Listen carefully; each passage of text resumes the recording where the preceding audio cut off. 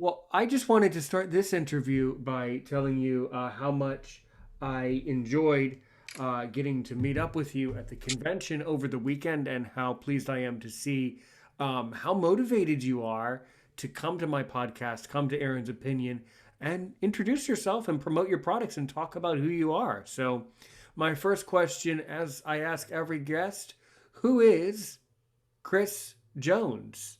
Who are you? Wow. That's a loaded question. Popular opinion. I like to just label myself as just that guy. Um, I'm a visionary. I like to change the world just one thing at a time. I guess that's pretty much me in a nutshell. All right. So, Chris, I was born with glaucoma, and I was also born with a congenital heart defect. But what about you? Were you always blind? Yes. So I actually have my condition is called Leber's congenital amaurosis, LCA for short. I was born with this rare eye disease, and I've learned a lot about it. Actually, more specifically, it's gene RP65, which is one of the rarer genes. So yeah, I've always had this. I always call it my sixth sense, if you will. Good, good. Okay, okay. And so, talk a little bit more in depth about yourself and basically what we're leading up to is how what steps you took to lead up to you starting your company because there's a lot of steps involved in that. So where did you get your ideas from? You can share more in depth about your educational background. You can talk more about your aspirations and really how you dove into the business world because it's really something that I want to learn more about in my own life. So I'm really interested in learning from you. So go right ahead. Sure. So I pretty much started, well, first, I always say I started from the bottom. Now I'm here. I grew up in the inner city of Baltimore, really, low income. I really didn't have a lot of the amenities when it comes to technologies and the like. I grew up in the 90s. So I'm a 90s kid. And so, this is, when JAWS and Zoom text were pretty, pretty prominent in the world of, visual and audio technologies. Of course, I couldn't afford those things. And so I was very much borderline between having some sight and then not having enough sight. So I always use the example that, oh, I can see enough to ride a bike, but not drive a car kind of Right. I relate. I relate to it. Yeah. And so I always, I was always the guy, had the group of friends, and I would always be the token sighted guy because I had enough usable vision to kind of get around, but not enough to properly use my cane. And we'll kind of get into that in a bit. But I guess my premise to how I got really started in business and all that kind of fun stuff is, like I said at the beginning, I wanted to change the world one thing at a time by using myself as an example first. So back in the days in the early smartphones, 2004, I guess kind of I didn't have Zoom text, and so everyone can relate that I would take a picture of something with my phone and zoom in, right? That's how I had my personal inexpensive magnifier. When it comes to JAWS software, I would run JAWS in 40-minute mode for as long as possible to figure out how to do the things I needed to do. I would literally braille out all of the commands that I could remember and study those things night and day to kind of understand, what JAWS was and how it works. But also, I understood that JAWS back then and Zoom text back then was pretty pricey. It was really expensive, and if you didn't have VR support or funding from somewhere, you just didn't have it. My mom used to always tell me, she said, boy, there's nothing wrong with you except for your eyes. Your brain works overtime. Figure it out. And I say that to say I didn't really have too many um, excuses. Do you know what I Hmm. mean? I I I know couldn't what you mean. And she I wouldn't agree. allow me to she wouldn't allow me to have excuses, and so I use my phone to take the photo to zoom in. I use my phone's voice record to listen to the lectures. I can remember even having the old school Walkman or cassette player, and I would bring it to class, and I always ask my teachers beforehand, hey, can I use my can I use my tape player to record, because that was my form of studying at home. We fast forward a number of years, and actually, I didn't get into accessible business stuff until here recently. But before this, I was into technology as a whole, mobile technologies, computing technologies, and even real estate tech. I know real estate business. So, to be honest, this accessible space is relatively new to me in the business sector, as opposed to being a consumer, if that makes sense. So I was always on the consumer side, not on the business side. And literally, I just used my experiences with real estate, with wholesale technology markets, and just applied it here. But I added some emphasis and passion because I am directly affected when it comes to visual impairments. I'm directly affected when it comes to the costs of JAWS or Zoom text, or even owning a CC television, or a Victor stream. All those type of technologies that are out there that are for us, but not really for us in the space of accessibility. When I use the term accessibility, I don't just mean if it helps me read, if it helps me write, if it helps me identify, but how does it ultimately help my wallet? And if I need this $15,000 piece of equipment, but I only have $400 in my bank account, it's not really accessible, if that makes sense. It It, does. and You're right. so, You're really onto something. You're right. but I didn't do this alone. I've had a lot of help, and I want to make sure I stress and emphasize that. I use this phrase a lot. Within my travels and when I speak to my little ones and friends alike. And that is, teamwork makes the dream work. You can travel and do things by yourself. All right. You can make many things happen by yourself, but it's so much fun and it's so much better when you have others with you to support you and get you through those tough times. And so I wanted to stop for a minute and make sure I emphasize that where I am today, I didn't get here alone. I had a lot of help, a lot of support, which then takes me to this accessible portion. I've always loved board games. I've loved a lot of things, but I had a special affinity for board games. When my family would get together around the holidays, when you get up with a few friends and you meet up, you haven't seen each other in a bunch of years, and you want to play, a board game. And it was always this big stigmatism when it comes with being blind and just feeling, you feel a little icky that you have to whip out the really huge deck of Braille cards. You feel kind of, if you have to have this customizable chessboard that was wooden that weighs about 10 pounds with the pieces on top have these little squares or circles or whatever. It just felt, and I hate to use the terminology, but it didn't feel normal. You always just felt left out. And so in particular here, when we came up with the design, I have in front of me, I'll show you a few cards. Well, I'll get to that in a second. When we came up with the design, we were specific when we decided that we didn't want it to be just for people who are blind. Even though I am blind and there are a lot of others who have a visual impairment, accessible just didn't mean people who are blind. Accessible meant for everyone, a little bit for everyone, but more so extra for your wallet. So I guess that's in a nutshell how I started. And if you have any more specifics, I can answer those. But I think, generally speaking, I mean, I came from a really, I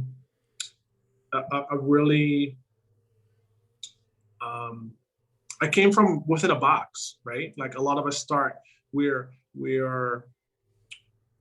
sheltered, right? We didn't have this or we didn't have that. We didn't know about this. It was expensive, so we didn't get it. We don't understand. We were really sheltered, and I traveled a bit, and I met a lot of interesting people, and I had this inkling inside me that I just wanted to change things. I didn't like how the community was represented as a community. And so I just felt I want to be the black sheep and just try things. I'm going to throw things against the wall and see what sticks. And sometimes it worked out and sometimes it didn't. So that's kind of where I am now. Yeah. Your mother was right. God definitely gave you a brilliant mind and a brilliant spirit. And I'm so pleased that you're here because this is the type of personality. Your personality is the type of personality that I look up to and support and want more of around our society. So I really think you're absolutely correct.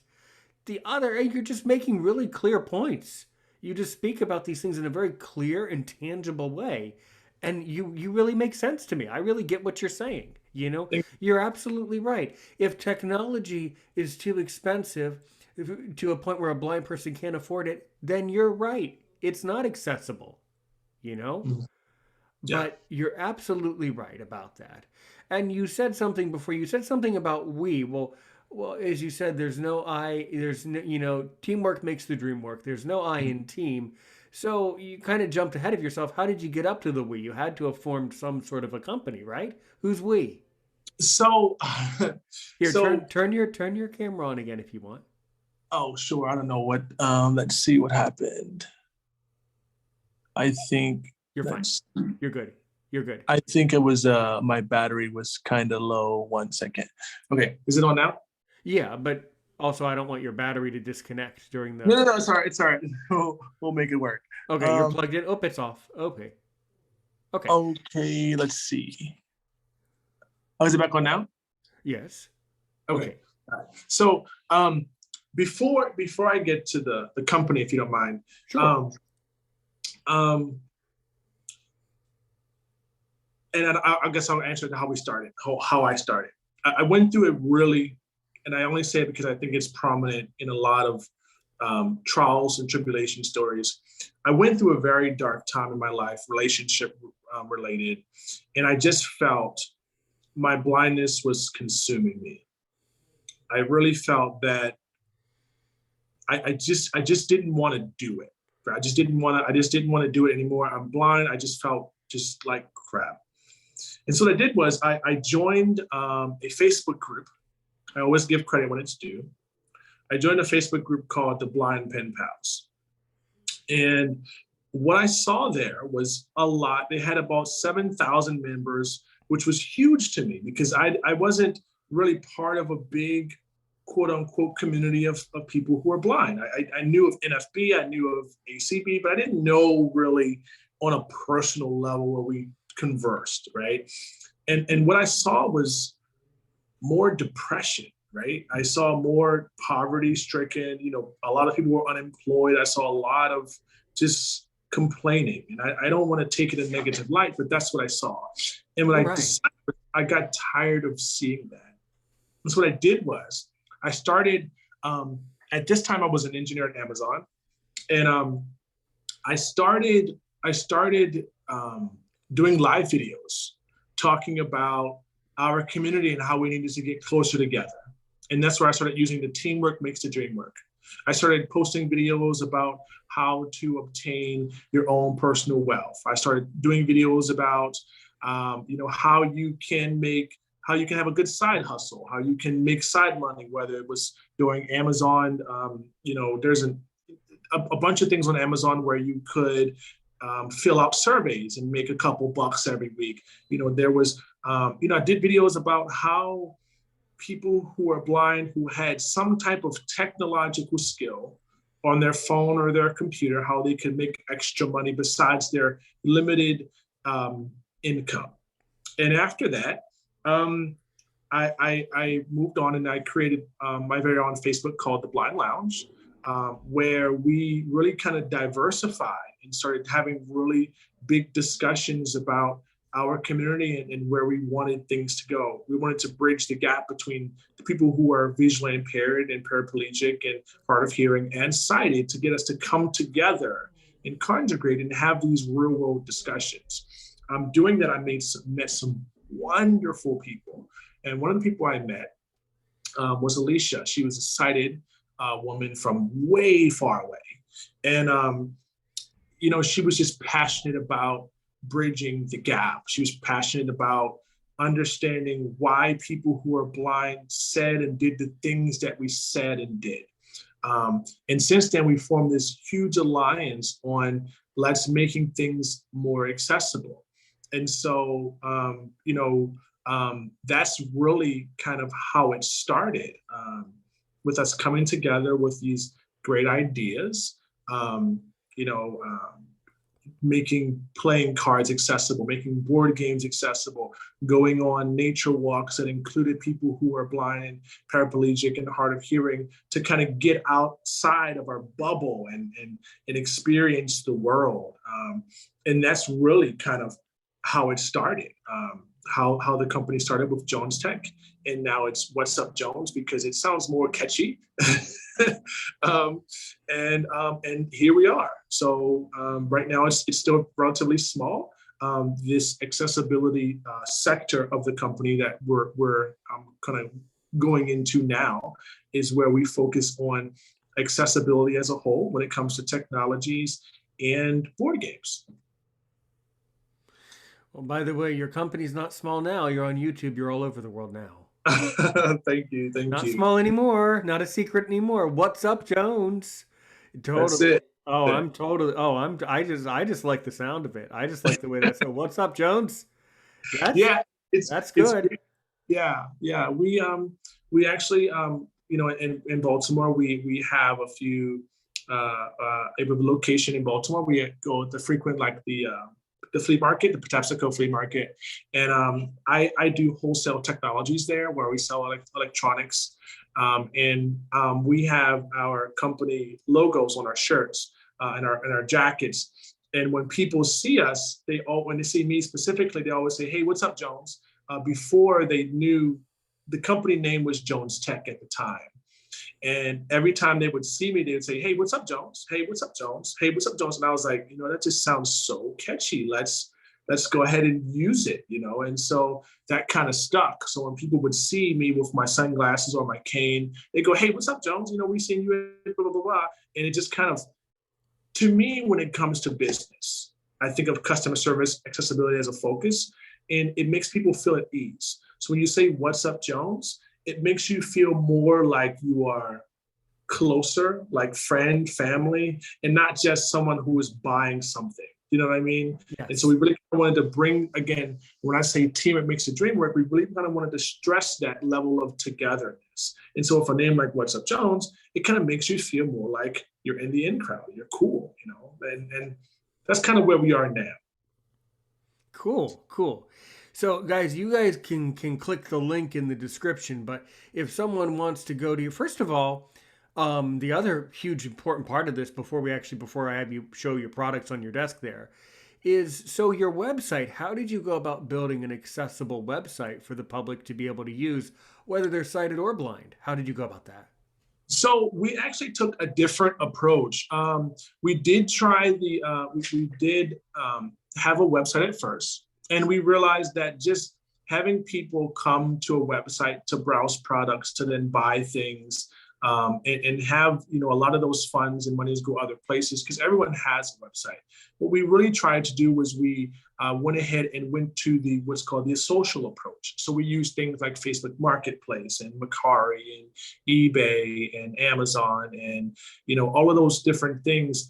Etsy, because Etsy is a creative platform for people who design things and make things. And so we use those platforms that people around the world already love and use, and they already trust those different websites. That's the approach that we've gone with, instead of going with the traditional website. Okay. If that makes Yeah, it does. but I think still, if you can provide me with the main links that are the easiest for people to buy from you and Sure. the I easiest ones, Yeah. I would say probably your Facebook page, probably, Yeah. but really good. Okay, well we'll get back to that. So, what are all of the products that you offer, and what products would you like to show me?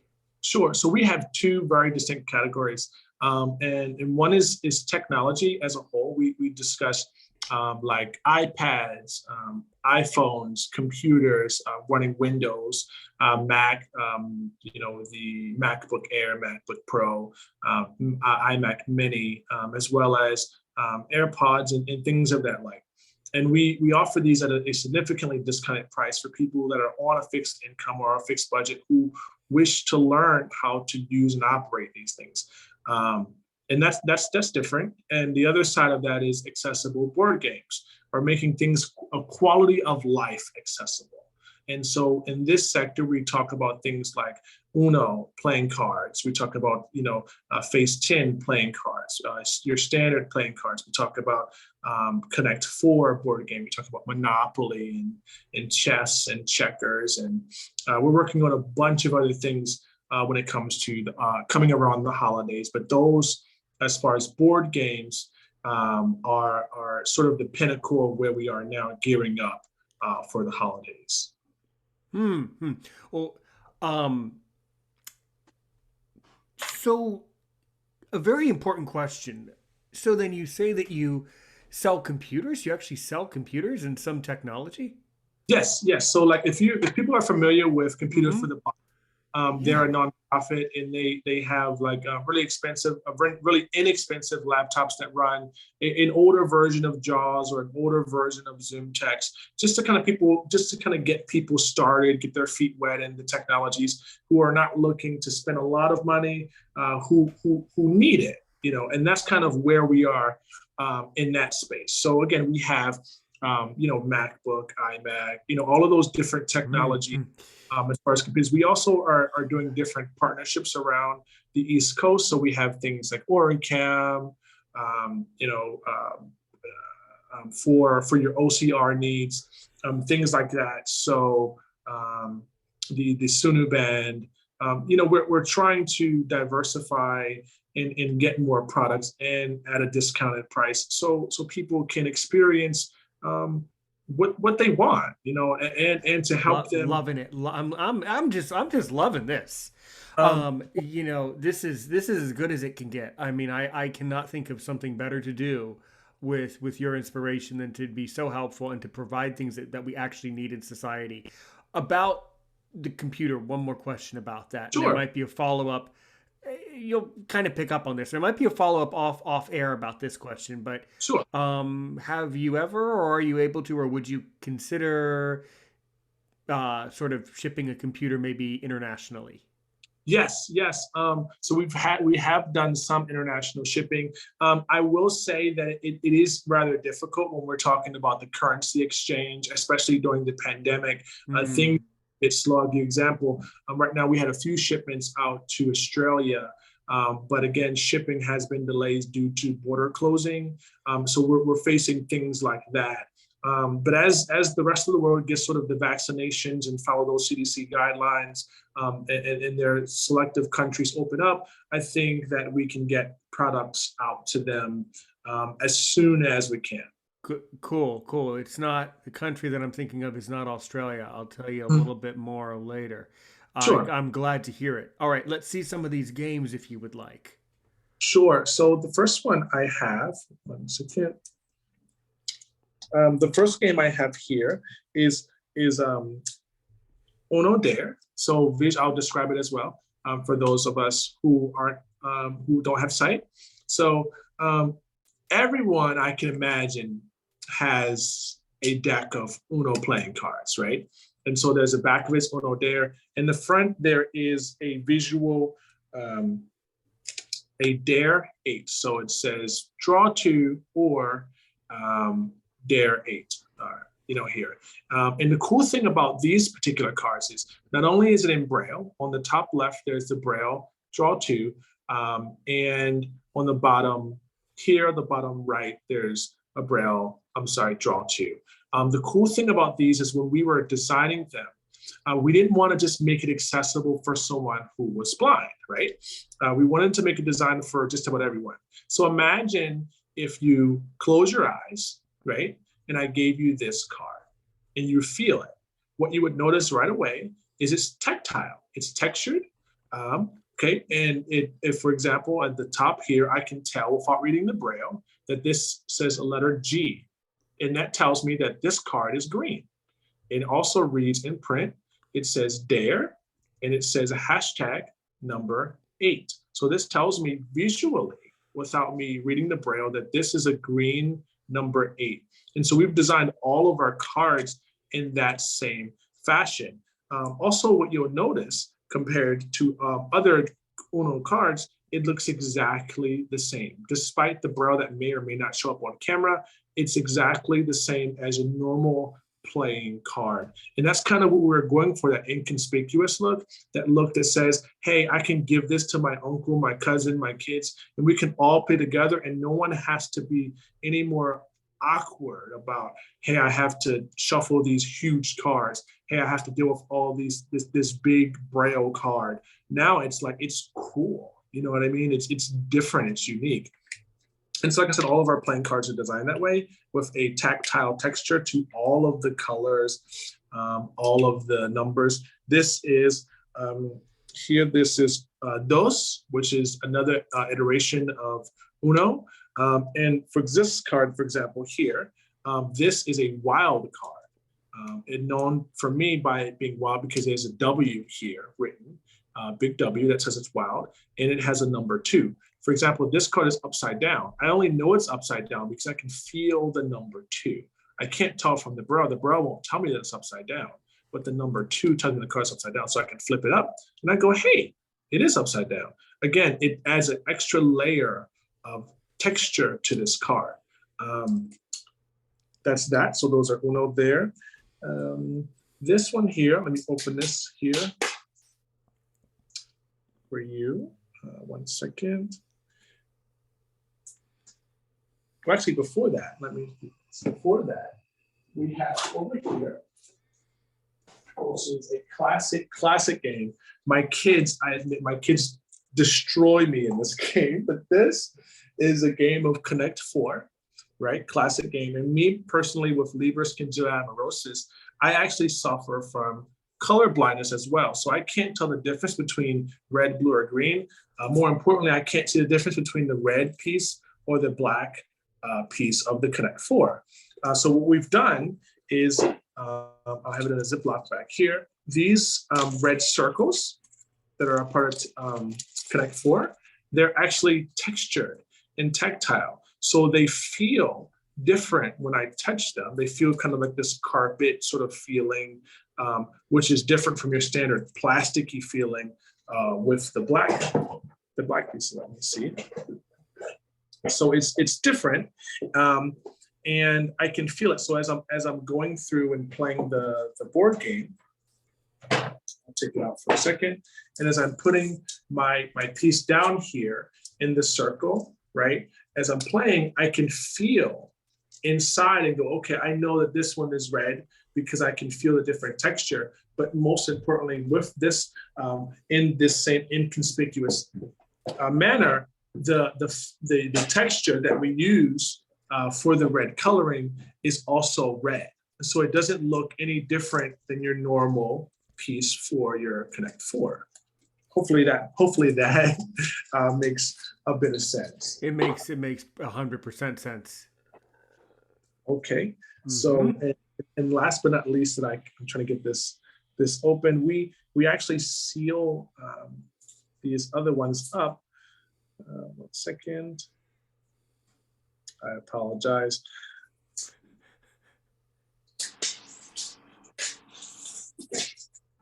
Okay, so this is my favorite one to show, I admit. When I was at convention, I really enjoyed showing these off. So imagine, if you will, Everyone has had a standard deck of Braille playing cards, right? Please tell me. Everyone has that, $10, or they may have got it for free during Christmas, a gift or something like that. Maybe you won it at an NFB or an ACB event. And you have your standard deck of Braille playing cards, right? So this one here in particular, this card in front of me, 1 second, can the lighting see me okay? Let's see. Can you see my cards okay? Yes. Okay, awesome. So this particular playing card, I know exactly what it is. There's two shapes here. What's so cool about this was just the texture, the tactile. We always call it razivity. It's a little bit of razivity. And what it feels like is it's two of spades. And I know it because I can feel the different textures here on this two of spades. I can also look at it and see, okay, that's there. But also what's cool is in the top left here, there's Braille and there's the number 2 and there's a small little spade here. And so again, all over this card, you can feel it as well as read the Braille. But again, visually for all of our sighted viewers, you can tell that this card looks no different than your typical playing card. So again, we have that simplicity when we are playing these games. We want to feel, we don't want to feel left out, right? We just want to enjoy our game. We just want to be a part of our family and friends and not feel any more left out than we already feel outside of this space. And so, yeah, we just designed it. And we really enjoy it. I will admit I haven't had as much time to play spades or Connect Four besides my kids, playing with my kids who are literally destroying me in the game. So that's what I have so far to show you all tonight with these games that are complete. Again, we have other ones, unfortunately, that have already shipped today, so I did not have any left. That is fine. That is fine. And so, how do you basically organize things as far as the shipment goes? Because people can place these orders on a lot of different places. So how do you fulfill the orders, and how long does the whole process take, from A to Z? Sure. Now that's a fun one. Alicia will always tell you guys she's definitely the brains of the operation for sure. But I'll give you a good example. The process starts with identifying the game in how we have it in levels, how accessible or how hard or how easy is it to make the game accessible. That's how we start. We then go through the process of the levels of what we have to do to modify the game to make it accessible. Okay. And that has a process. And then we go through what are the popular games that people actually want to play. It doesn't make us any sense to create a game, let's say, like, I don't know, the Lewis Braille playing cards. I'm not, as far as I'm not familiar that anyone would like to play the Lewis Braille version of playing cards. Maybe there are people out there who like that.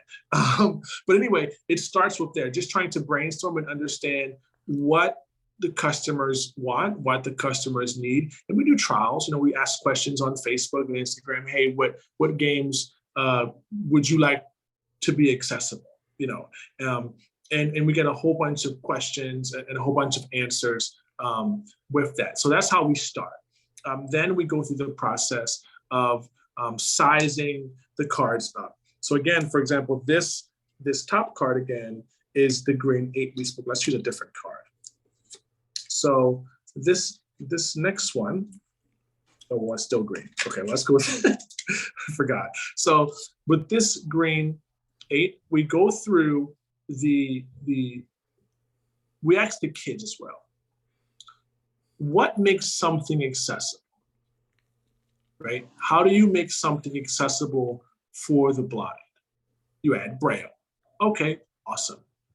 What if the person who was blind is newly blind and they don't know Braille yet? How do you make that accessible? Well, you get into texture or tactile, right?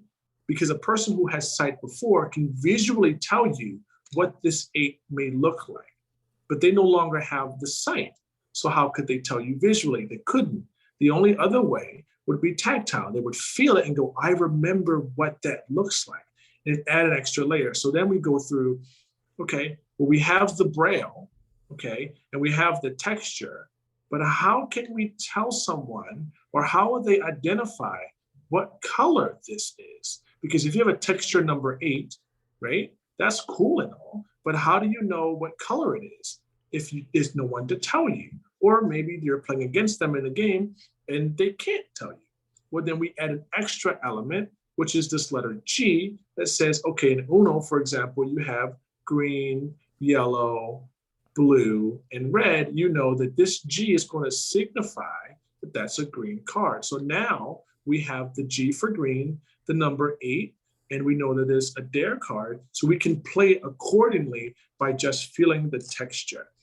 So again, we go with the labeling of the texture, and then we add the braille finally, and then we package them up. And we even have cute little boxes that we use that say braille playing cards or braille and textured Uno cards and that like. And for that, with this deck right here, I'll show you, it's actually broken up into 4 sections. Well, actually 5. So this would be the green, this would be the next one, and the next one, and the next one. And we use rubber bands to kind of separate them for that initial packing, so our customers can identify for themselves, so they can feel it for themselves. And then we package it up and we add a cute little envelope that says, it says, wait 1 second. It says, we are what you have been waiting for. So it's really cute. It's really nice. It's pretty. And we hope that all of our customers have enjoyed their cards and their board games thus far. So, wait, the hard part. So I told you about how we add the labeling for the colors and all that kind of fun stuff. What I didn't tell you, because I tend to gloss over the visual impairment / blind part. Every card that we have, every card game and board game that we have done thus far, I am hand doing this for you guys and girls. I actually do this with a slate and stylus. So if you can imagine, Uno has 110 cards, and I am literally doing a slate and stylus to label all 110 cards on the top and the bottom. So yeah, so you mean to tell me that you're literally hand engraving, hand brailing every single card of every single order? Yes. In addition to Uno Dare, see, Uno Dare, if you ever not played it before, it has special Dare cards. So for example, this card says draw to or do a hashtag Dare 8, number 8. And so here I have and I haven't upgraded yet, I have my trusty Perkins Brailer here, still in excellent condition, where I actually hand braille all of our Dare sheets for people who can read Braille. We also have print copies for the ones who are sighted with the print cards. So we have those options for people out there. But yeah, this is all hand done at the moment. All the Braille is done by me with the Dare and all of the instructional sheets that come with your board game. So if you got them in the mail and you're receiving them in the future for the holidays, you'll know that it's all hand done with good old 3x3 ring Braille paper and a good old Perkins Brailer. So it's something definitely when you say handcrafted, it's definitely handcrafted. So then, I mean, this is crazy. I mean, this level of dedication is just really, I mean, this is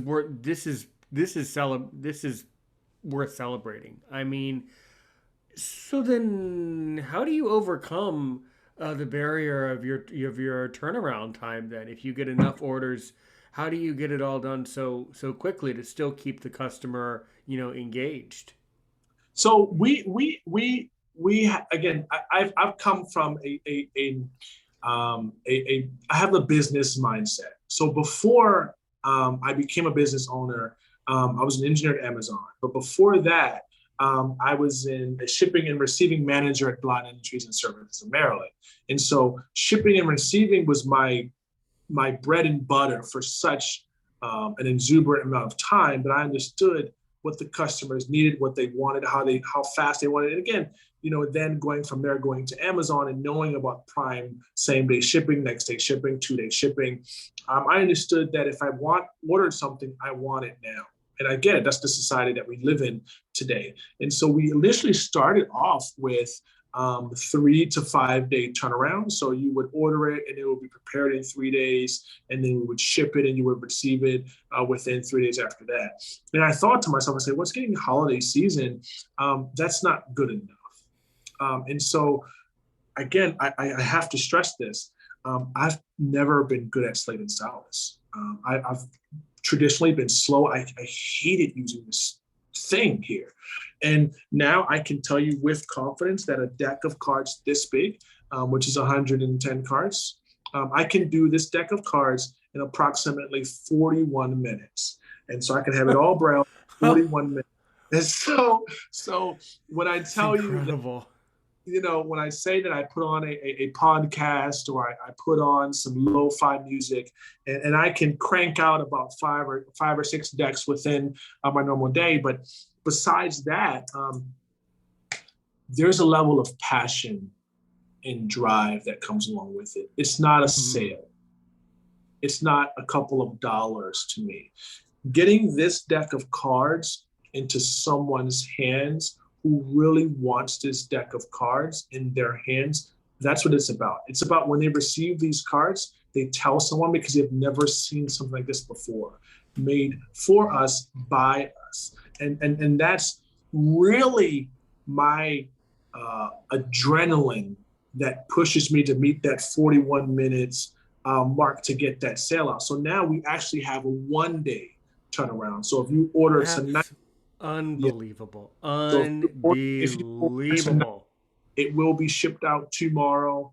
We have free U.S. shipping on all of the websites: Facebook, Mercari, eBay, Amazon, as well as, I'll take my camera again, as well as. Yeah, you're gonna need some more juice there.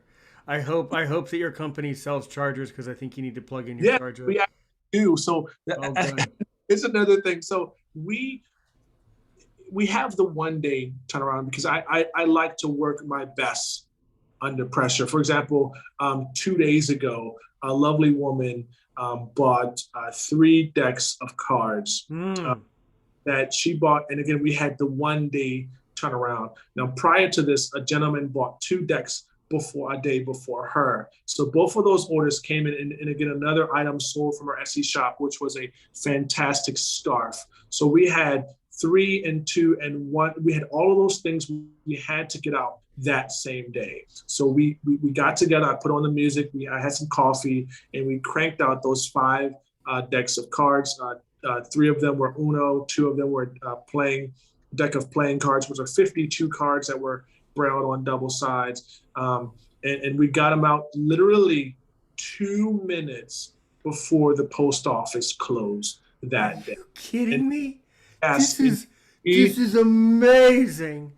So the level of passion and dedication that we put into our products and services that we create, it's not just about the money. I mean, heck, if you said to me, hey, Chris, I literally only have $4, man. I really want to, I'll give them to you. You know what I mean? I wouldn't even charge you, because the point is accessible means that we can utilize it, whether visually, whether tactilely, and as well as financially. It serves me no purpose of charging $50, $30 for playing cards when you can't afford them. You're on a fixed budget. You want them, but you can't afford them. And it doesn't make sense to buy something that you can't afford, no matter how much you want it.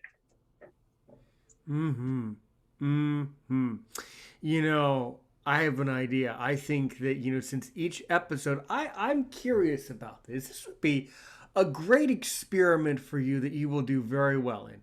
Each episode of Aaron's Opinion is about 1 hour, right? 60 minutes. Sure. Some episodes go a little bit over, some a little bit less. I wonder, how many decks of cards could you prepare while listening to one episode of Aaron's Opinion? Because I mean, let's face it. There's a lot of choices in the podcast community, but Aaron's Opinion goes great with brailing out Uno cards. I don't actually know why, but I'm just really convinced of that scientific. There's something about the aura. Maybe plug it and give it a shot. Well, I will say, we were working on the game Sorry, the board game Sorry, and we're working on and literally brailing the cards. First, Sorry, I was listening to your last episode of Aaron's Opinion, so I will say that it definitely goes good with brailing some cards and maybe I appreciate it. Well, there you go. That's really cool. But just for like the mathematical equation, I would be interested to know. Okay, so you can get back to me about this. Like, Aaron, I listened to your episode this week. It was 60 minutes long, and I was able to accomplish this many projects in that time. I don't know. It would just be kind of a cool, like, motivational thing. Sure. Like that would be really cool to just do an experiment like that. But man, oh man, if everybody, see, the thing is, man, if everybody else around the country and our society and the world had the amount that you care about what you're doing, the kindness that you have for doing the right thing, and just your drive and motivation. If everyone else had it, the economy would just, not to be a politician, but you'd be really good for the economy. Do you want a position, like a Secretary of Treasury or is some big position like that where you can really influence? Because no. Well, good, but you would be magnificent as a Secretary of Commerce or something like that. You really understand business. You really get it. I wish I could. One second, I'm going to plug my phone in because I just found a charger and it's crazy. So I'm going to do that. So I'm going to tell you as well as I'm going to try to multitask here. I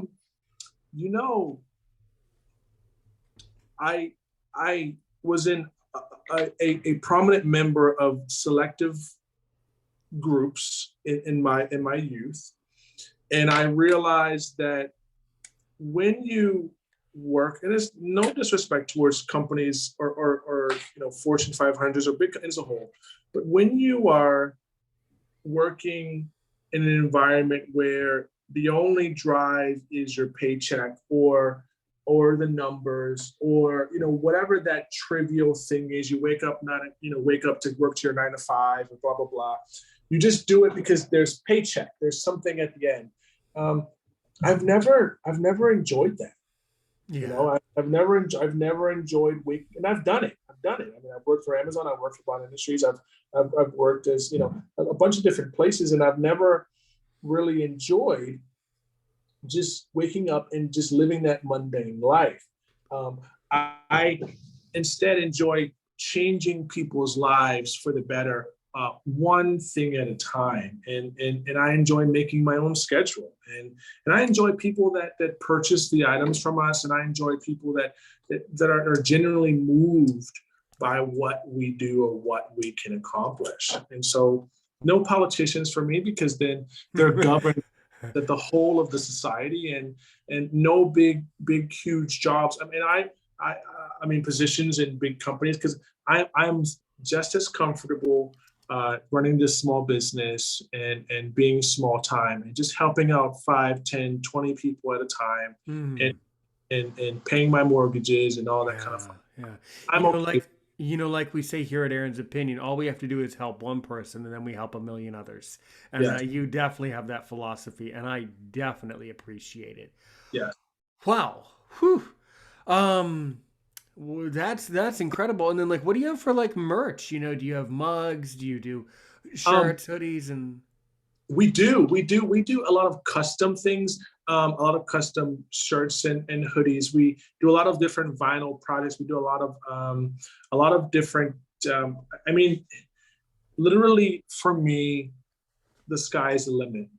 I grew up in an era that you saw a person who was blind with that stick, with those huge sunglasses, and you just thought, you can't do anything.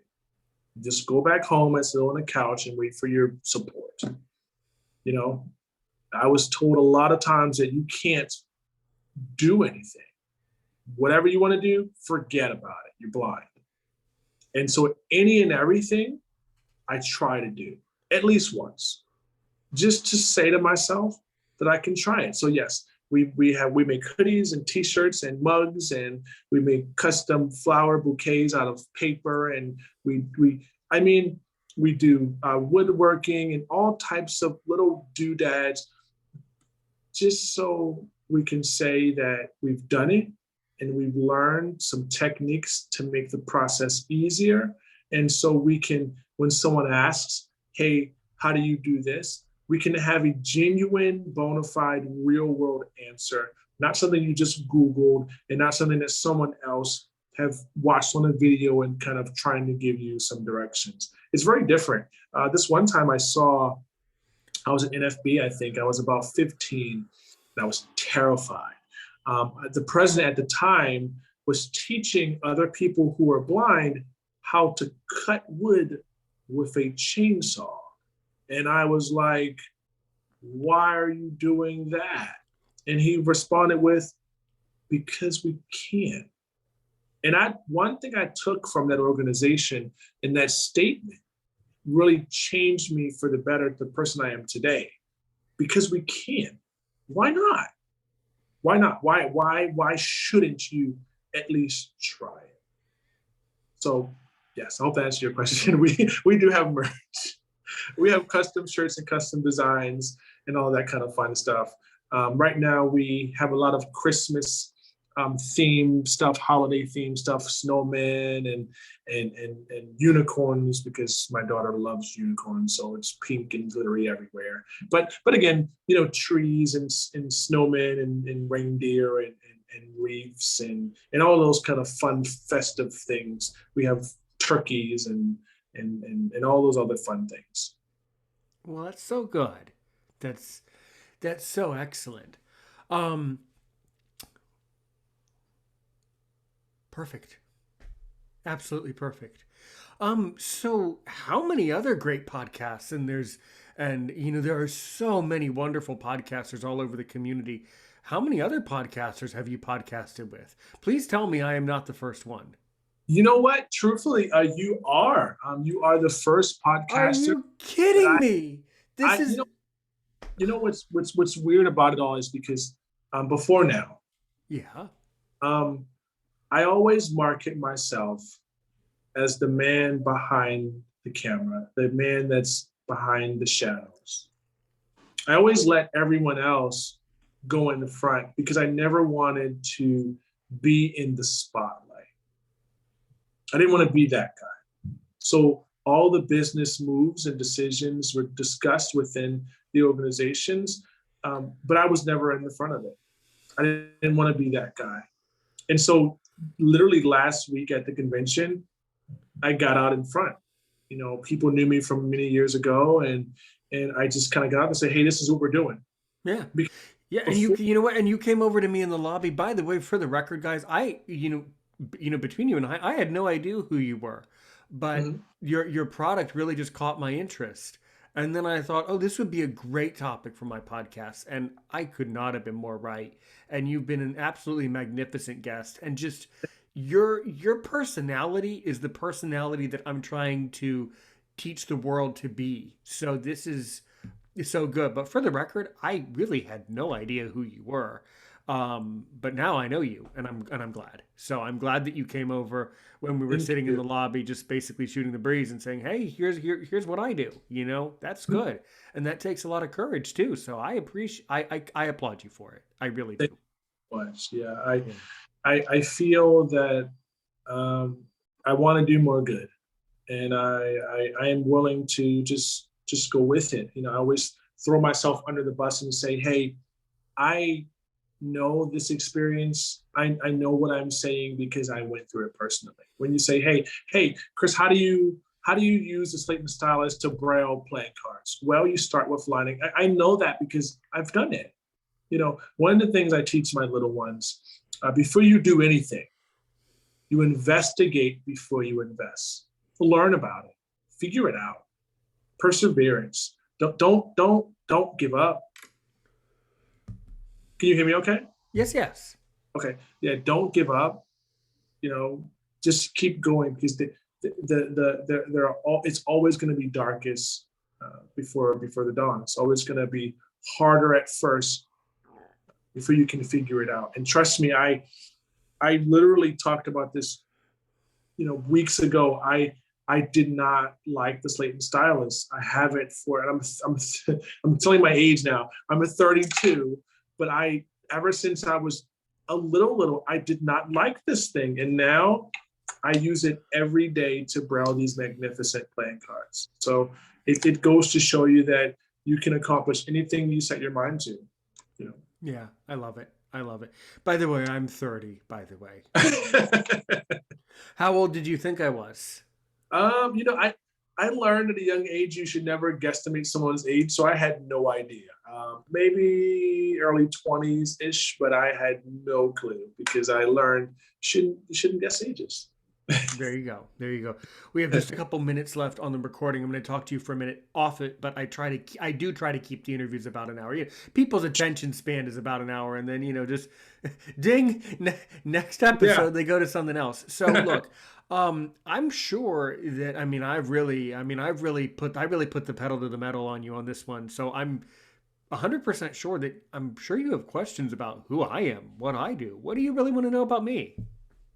Sure. Yeah, I want to know. I guess first, how did you get started? Well, more. Let's start here.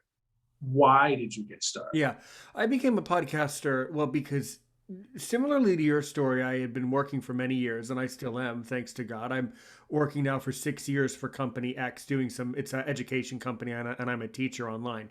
Anyway, Oh, though, I was when I wasn't doing that, I just became fixated by podcasts, especially at the height of the pandemic. And I realized I had been podcasting before that a little bit, but not like seriously, not really understanding my niche and where I fit into the whole podcast sphere. And I noticed that there's a lot of these podcasts in the blindness community that are just not open. They're very good at what they do, but they aren't open to guests. They aren't open to your ideas, Chris, or my ideas. So that's a problem for me. So I have a lot of opinions. I just love talking. I love getting behind the microphone. Every episode that I record, I just get happier and happier. And I just kept doing it.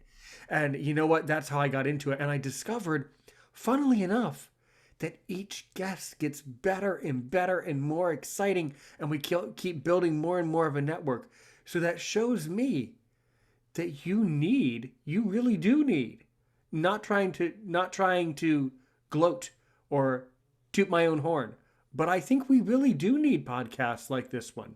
I think we really do need products like yours because I really do think that society needs open, successful, and ready people like you, Chris Jones, and me, Aaron Richmond. There you go. awesome, awesome, awesome. Oh boy, oh Um, boy. I guess my next question would be, Sure. do you find it difficult, or did you, when you first started, did you find it difficult how can I phrase it this way? Was podcasting on the side of production? Right. Was podcasting accessible for you? You know what? It is, but you have to practice. You have to practice using the software over, just like your business. You have to practice it over years of doing it. It's just like a business. You have to practice. So for the most part, it is, and each year it's become easier and easier and easier. So now I can tell you that I want to say that it's been a tremendous honor to have you here at Aaron's Opinion. Before I turn off the recording, I always like to say, if you can ask me only one more question to really make me sweat, to see if I'm really worth my salt as a podcaster, what do you want to know? Why did you approach me? I approached you. That's a good follow through. Boy, you have followed through with your swing. Excellent. I approached you for three main reasons. Number one, you're kind. Number two, you're successful. Number three, you love what you do, and I see how much you care. That's really, I like the hot potato sort of thing we got going on with the back and forth. It's really cool. But I asked that just simply because within our community and just people in general, sometimes it can be pretty skittish. You I don't know. like approach people, especially during these times. You don't want to just walk up and talk to people. And I think that's one of the benefits of doing what we do. We can do that, and we can feel confident Hmm. in doing so. So Hmm. thank you for those questions. I really appreciate it. You are always welcome on this podcast. All right, everybody. Great episode. Let's wrap it up right there. So click the link in the description, and I'm sure that people will be buying your wonderful product and supporting your wonderful work just after this. So go ahead over to those links in the description. Thanks so much. Of course, Chris, thanks so much for joining us on the recording. Keep up your great work. God bless you for it, man. Keep doing what you're doing. And as we say here at Aaron's Opinion, I usually say it in the outro, but I'll say it again because I really mean it. Help one person today. Help a million people tomorrow. Take care, everybody.